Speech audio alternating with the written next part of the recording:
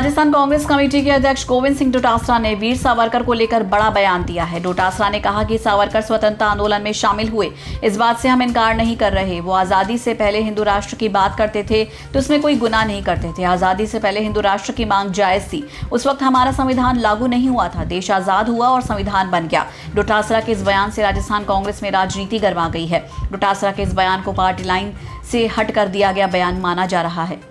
PCC chief Govind Singh Dotasra ने यह बयान सोमवार को राजधानी जयपुर में राजस्थान कांग्रेस कमेटी के कार्यालय में आयोजित कार्यक्रम में दिया। उसके बाद डोटासरा ने कहा कि देश आजाद होने के बाद सब जाति धर्म के लोगों ने संविधान स्वीकार कर लिया। बाद में डोटासरा ने बीजेपी और आरएसएस पर आरोप लगाते हुए कहा कि वो भाई से भाई को लड़ाने का षड्यंत्र करते हैं। राजस्थान के मुख्यमंत्री अशोक गहलोत ने सोमवार को कहा कि गुजरात सरकार का साबरमती आश्रम को तोड़कर संग्रहालय बनाने का निर्णय चौंकाने वाला और अनुचित है। मुख्यमंत्री ने कहा कि लोग इस पवित्र स्थल पर ये देखने के लिए आते हैं कि कैसे महात्मा गांधी ने सादगी से जीवन व्यतीत करते हुए समाज के हर वर्ग को एक साथ लेकर एक बड़ा स्वतंत्रता आंदोलन समय में चलाया जब समाज बेहद विभाजित था। गहलोत ने कहा कि उन्होंने अपने बहुमूल्य जीवन के 13 वर्ष आश्रम में बिताए हैं।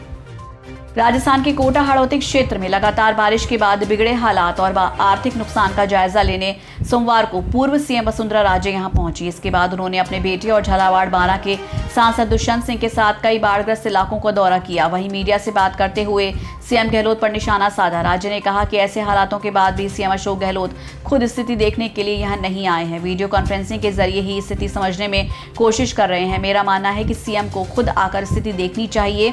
ऐसा करने के बाद उनके लिए अधिकारियों को सही निर्देश देना आसान हो जाएगा। लाखेरी क्षेत्र में अखिल भारतीय आदिवासी मीणा समाज द्वारा विश्व आदिवासी दिवस के उपलक्ष्य में वृक्षारोपण किया। बूंदी से हमारे शिव 24 संवाददाता बनवारी सैनी ने बताया कि इस अवसर पर नगर पालिका मनोनीत पार्षद सोहन मीणा, राधेश्याम मीणा आदि मीणा समाज के गणमान्य लोग मौजूद रहे। नैनवा बूंदी स्टेट हाईवे पर स्थित पुलिया टूटने से वाहनों का आवागमन ठप पड़ गया है। ऐसे में लोगों को कई तरह की समस्याओं का सामना करना पड़ रहा है। बूंदी से हमारे शिव 24 संवाददाता आयुष गौतम ने बताया कि जिम्मेदार जनप्रतिनिधियों द्वारा पुलिया को लेकर कोई प्रयास नहीं किया जा रहा है। हालात ये है कि क्षेत्र के गरीब बीमार व्यक्ति को इलाज के लिए कोटा बूंदी जाने के लिए भी साधन नहीं मिल रहे। उल्लेखनीय है कि पुलिया के नीचे सपोर्ट टियर 5 अगस्त को क्षतिग्रस्त होने के बाद सड़क मार्ग पर आवागमन बंद कर दिया गया था। इंद्रगढ़ तहसील क्षेत्र के गेपुरजी मेला गांव की पुलिया क्षतिग्रस्त हुई, ग्रामीणों का आवागमन हुआ बंद। बूंदी से हमारे शिव 24 संवाददाता मनीष सैन ने बताया कि इंद्रगढ़ क्षेत्र में इन दिनों हो रही मूसलाधार बारिश के चलते जयपुरजी मेला गांव की पुलिया पूरी तरह क्षतिग्रस्त हो गई। पानी की तेज आवा के चलते पुलिया में 1 से 2 फीट गड्ढे हो गए जो हादसों को आमंत्रण देते नजर आ रहे हैं, लेकिन प्रशासन का इस और कोई ध्यान नहीं होने से ग्रामीणों में रोष व्याप्त है। इंद्रगढ़ क्षेत्र में लगातार हो रही तेज बारिश से इंद्राणी नदी किनारे बसे किसानों की कृषि भूमि में भारी बाढ़ के कारण हुए नुकसान के मुआवजे की मांग को लेकर मुख्यमंत्री के नाम तहसीलदार रवि शर्मा को ज्ञापन सौंपा। बूंदी से हमारे शिव 24 संवाददाता मनीष सैन ने बताया कि अतिवृष्टि के चलते तेज बहाव से फसलें नष्ट हो गई। ज्ञापन में खराब फसल के मुआवजे की मांग की गई है। नैनवा कस्बे में उपखंड अधिकारी कार्यालय के बाहर न्याय की मांग को लेकर 9 दिन से युवक भूख हड़ताल पर बैठा था।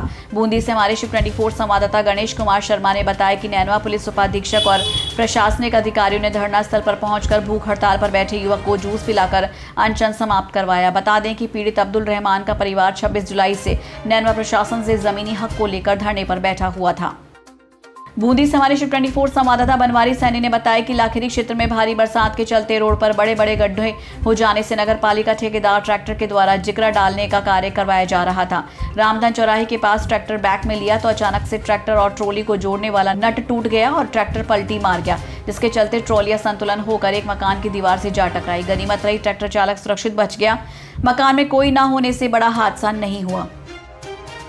शाहबाद से हमारे शिव 24 संवाददाता ने बताया कि खान और गोपालन मंत्री प्रमोद जैन भाया किशनगंज और शाहबाद क्षेत्र के दौरे पर रहे। यहां उन्होंने अतिवृष्टि की आपदा के कारण जिन लोगों की मृत्यु हो गई उनके घर जाकर मृतकों के आश्रितों को 5-5 लाख रुपए की सहायता राशि के चेक प्रदान किए।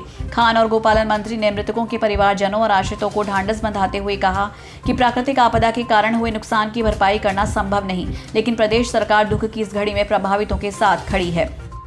बारां शहर समेत जिले भर में अतिवृष्टि और बाढ़ के दंश से आम जनजीवन अभी भी उभर नहीं पाया। बारां से हमारे 24 संवाददाता हर्षिल सक्सेना ने बताया कि भारतीय जनता पार्टी के पदाधिकारियों ने प्रेस वार्ता कर प्रशासन पर आरोप लगाया कि प्रशासन अतिवृष्टि से पूर्व आपदा प्रबंधन करने में विफल रहा है। वहीं बाद में भी कई गाँव में प्रशासन मदद पहुंचाने में नाकाम रहा। पटवारी नुकसान का अभी तक भी सर्वे रिपोर्ट नहीं बना पा रही है।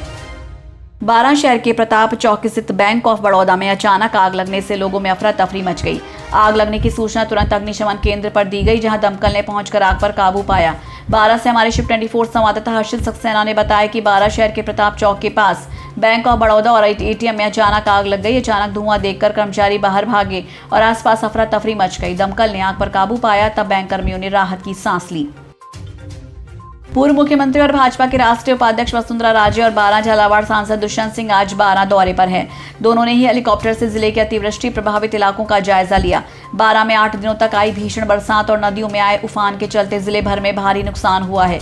जिले में करीब 4000 से ज्यादा कच्चे मकान ढह गए, जिससे लोग बेघर हो गए। हजारों मवेशियों की मौत हो गई। कई लोग पानी में बहने के चलते अकाल मृत्यु के शिकार हो गए।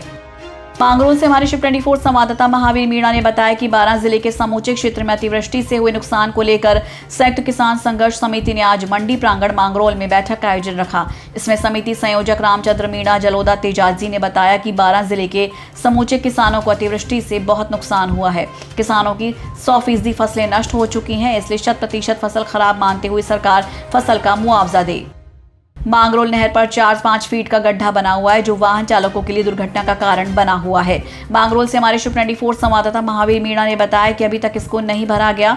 पास ही के ग्रामीणों ने रोड पर पड़े गड्ढे पर बबूल के झाड़ रखकर वाहन चालकों को रोकने का इंतजाम कर रखा है। रात्रि में अनदेखी के कारण हो सकते हैं वाहन चालक हादसे के शिकार। एक तरफ नहर है, दूसरी तरफ ड्रैग, जिससे बड़ी दुर्घटना का अंदेशा बना हुआ है। नाबालिग लड़की ने उड़ाया पैसों का बैग। लालसोट से हमारे शिव 24 संवाददाता राकेश शर्मा ने बताया कि शहर में चोरी की वारदातें दिनों दिन बढ़ती जा रही हैं और पुलिस प्रशासन कुछ भी नहीं कर पा रहा है। ऐसी एक घटना सोमवार को दौसा सवाई माधोपुर रोड पर संचालित SBI बैंक में देखने को मिली, जहां एक नाबालिग लड़की द्वारा 70 साल के एक वृद्ध के हाथ से 2,50,000 का पैसों का बैग चुरा लिया गया। खबर मिलने पर पुलिस वहां पहुंची और CCTV फुटेज से चोर की पहचान की। युवा कांग्रेस के 61वें स्थापना दिवस पर यूथ कांग्रेस के राष्ट्रीय अध्यक्ष BV श्रीनिवास के आदेशानुसार प्रदेश सचिव विजेंद्र पाल सिंह हुड्डा के नेतृत्व में फतेहपुर में 61वां स्थापना दिवस मनाया गया। इस दौरान राजस्थान युवा कांग्रेस के प्रदेश कार्यकारिणी सदस्य सुरेंद्र महिचा ने युवा कांग्रेस के साथियों को भारत की एकता, अखंडता और भाईचारे को बनाए रखने के लिए शपथ दिलाई। शिव 24 संवाददाता विकास शर्मा ने बताया कि वामपंथी संगठनों द्वारा बढ़ती महंगाई, बेरोजगारी, कृषि कानूनों के खिलाफ सोमवार को फतेहपुर उपखंड कार्यालय पर प्रदर्शन कर प्रधानमंत्री और मुख्यमंत्री का पुतला जलाकर भाजपा और कांग्रेस दोनों सरकारों के खिलाफ नारेबाजी कर उग्र प्रदर्शन किया। SFI, DYFI, किसान सभा, C2 आदि संगठन प्रदर्शन में शामिल हुए। आज वाम दलों ने मोदी गद्दी छोड़ो अभियान की शुरुआत की। किसानों ने कहा कि सरकार को तीनों कृषि कानून वापस लेने होंगे, MSP गारंटी बिल पास करना होगा, तब तक किसानों का आंदोलन जारी रहेगा।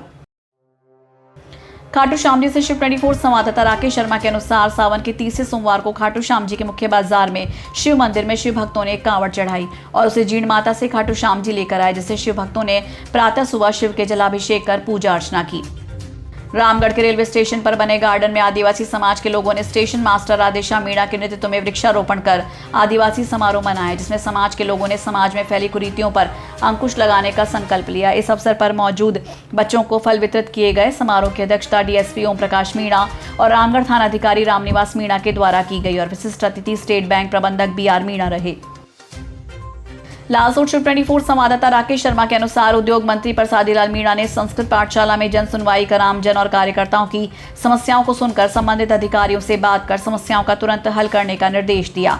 इस दौरान आगामी पंचायत चुनाव के मद्देनजर बड़ी संख्या में दावेदारों ने भी अपनी दावेदारी प्रस्तुत की। मंत्री प्रसादीलाल मीणा ने सभी कार्यकर्ताओं से पंचायत चुनाव में एकजुट होकर चुनाव लड़ने और कांग्रेस को विजयी बनाकर क्षेत्र में विकास की कड़ी से कड़ी जोड़ने की अपील की।